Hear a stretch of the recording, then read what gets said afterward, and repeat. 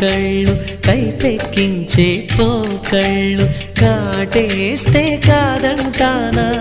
ఇప్పుడైనా వయసేమైనా సొగసేమైనా మరపించే మనసేమైనా నవ్వు నవరాత్రి నీ కోసం తీసుకువస్తున్నా మైనా ఏమైనావే మన్మథ మాసం అయినా ఎంతైనా ఇది మెత్తని మోసం